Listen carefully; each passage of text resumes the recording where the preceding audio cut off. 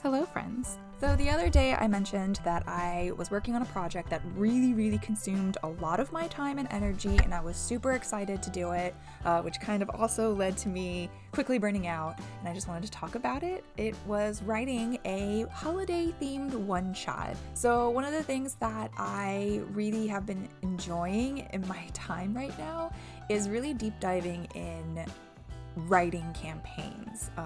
D&D has been a huge sort of relief, de-stress, escapism sort of deal, and I highly recommend playing for those of you who are curious. Pretty much I just wanted to go quickly through what I did for this one-shot game. I happened to play test at least the first part of it and with some friends, and I'm super grateful and thankful that they humored me with this. One thing about me when I do my writing is that I will inject anything that I enjoy and love as sort of a nice homage. So since this was a holiday themed one-shot in a casino, one of my favorite movies is the Ocean's movies. I love the editing in that movie and the pacing. It's so wonderful, and I just love the tricks that they do. And then because the holidays, I inspired a lot of my NPCs from the movie Klaus. And the thing that I've realized with one-shots, that unless you are dedicating like at least 8 hours of D&D time nonstop, it's really hard to do a one-shot in one sitting.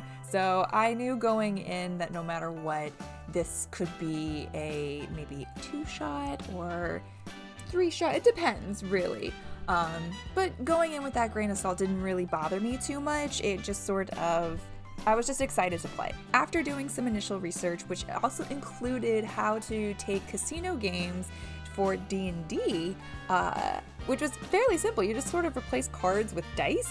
I then sort of set up the general kind of flow and timeline. The beginning portion was really a lot of heavy writing just because I needed to introduce NPCs, do the motivation, add hints and stuff. And because it's a one-shot, or at least, you know, simplified, I did kind of give extra details. Normally, if you just did a regular heist campaign, it would be left to the characters to show up and do the reconnaissance, all the extra info gathering. But because this is a one-shot, I just kind of gave them a couple of extra hints, but there's definitely stuff that they can still discover more. So that was a key thing, to make sure that there was still parts of the heist that they would have to be motivated to search or look for.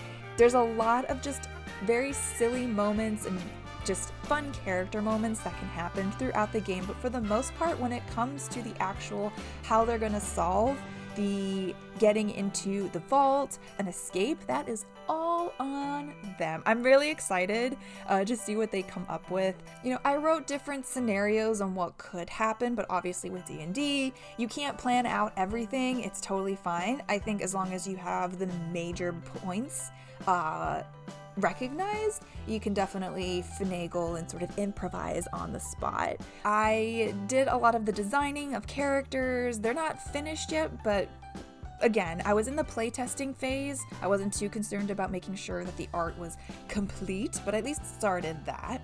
And one of the things that I did this round was actually use a program called Alchemy. It's called Alchemy RPG. They have a beta version, which is free. You can sign up. It's very much enhancing theater of the mind. So rather than focusing solely on battle maps and you know, all that stuff, it just gives you it's just an extra zhuzh for the imagination and play. And I so very much enjoyed it. Also, shout out to one of my friends who actually designed a map using Arkenforge.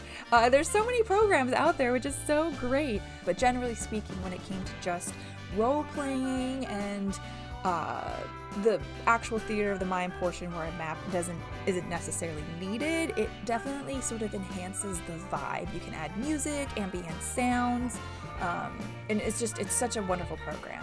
I really want to explore more into it. So this is a bit of a long one, I recognize, but like I said, this sort of writing the campaign, designing, and making the art for everything was really fun. A majority of my time was actually spent just sort of going through Alchemy and learning all of the stuff. There's still so much I need to learn, and I'm really excited for this program, and I hope it continues to grow.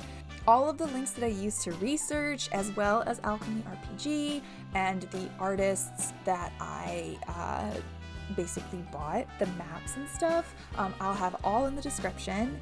And yeah, this has gone long enough. Otherwise, I will see you guys in the next Vlogsmas. Stay awesome, my friends. Bye!